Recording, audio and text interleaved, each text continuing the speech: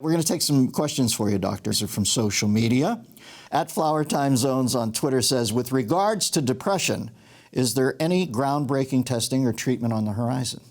There's actually a lot of very exciting things with depression. Now, I would go, well, we have to look. You know, when we talked about head trauma, if you go, hey, Daniel, single most important thing you've learned from 150,000 scans is mild traumatic brain injury ruins people's lives. And it's a major cause of depression and suicide, as we know from the soldiers coming back from Iraq and Afghanistan. So looking, and then if you have low activity, this thing called TMS, transcranial magnetic stimulation, can be very helpful. People who have resistant depression that are suicidal, we're finding that ketamine, you know, the old club drug, has amazing benefits. So, but it really, for me, it depends on what does your brain look like. And do I have to calm it, or do I have to stimulate it? And that's pretty exciting to know I can actually get a map, and then based on your map, target treatment to your brain. Isn't it funny? Ketamine's, not funny, but ketamine's almost, when you hear about Cary Grant, lysergic acid, these things start out with one thing, they take on some whole outlaw life, and then maybe they come back around on the back end where people say, well, there is some, we're getting some good results off this. Right, but in 2019, you know, the two big advances in psychiatry when you read our journals is using marijuana as medicine and ketamine. And I'm like, really?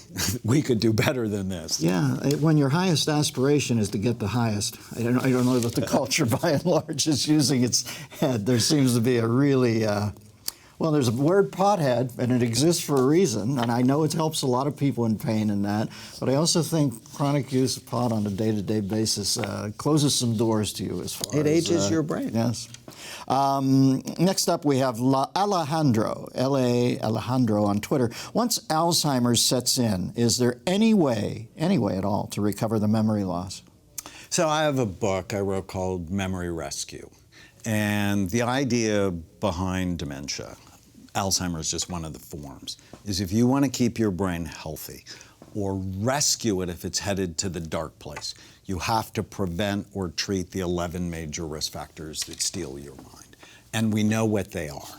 And so, for example, diabetes. If your blood sugar is too high and you're overweight, it damages your brain. So losing weight and get your blood sugar under control, dramatically helpful. The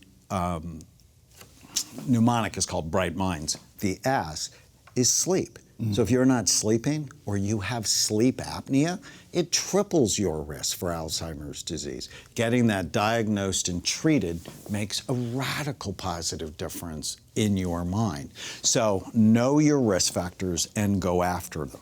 Now, if you have mild to moderate Alzheimer's disease, I'd be fully engaged in that program. If you have severe Alzheimer's disease and you're sort of at the end, not much really you're going to do. It's too sacred ground to give false. But the big idea that I've learned with SPECT is SPECT can actually predict if you're headed to the dark place decades before you have symptoms. So one of my friends, Lisa Gibbons, I scanned her when she was about 50. She had a mother who died of Alzheimer's disease. She had a grandmother who died of Alzheimer's disease. And part of it is genetic.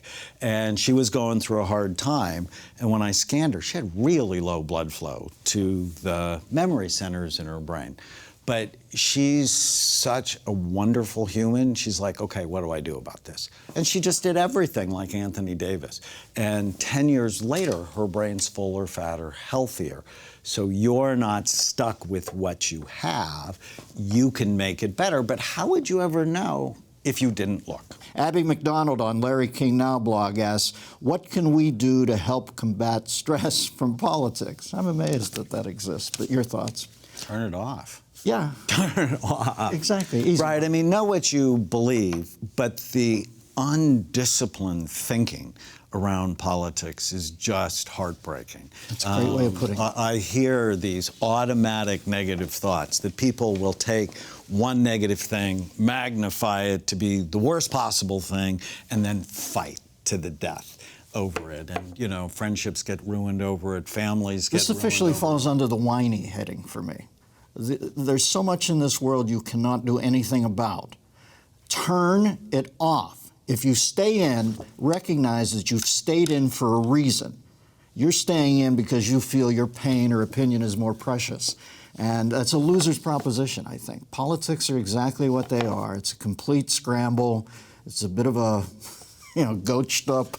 And if you watch it, it is going to depress you. So don't watch it if you can do that. And James Jeffries on Larry King Now blog, how do we break the habit of constantly being on our smartphones? We conceded in an earlier segment that it is addictive. Is there a healthy way to use them? Could you put a time, Doc, what you would feel? You seem to be a mechanical adjustment. How long each week would you feel that one could go on a handheld device and not really fall prey to it? It's like, you need a vacation from it.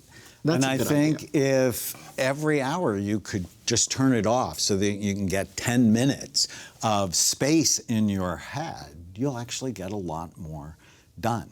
And the smartphones now will actually tell you how much you're on them. And you can set parameters to decrease it. I think children, I saw this with my grandson. He's 9 months old, and all he wanted was the smartphone. And it's like, no, we really need a plan to limit that. And the American Academy of Pediatrics says children shouldn't be on them at all until they're 4 or 5, because they just steal their mind. Never miss a beat. Subscribe to Larry King Now and watch new episodes every day.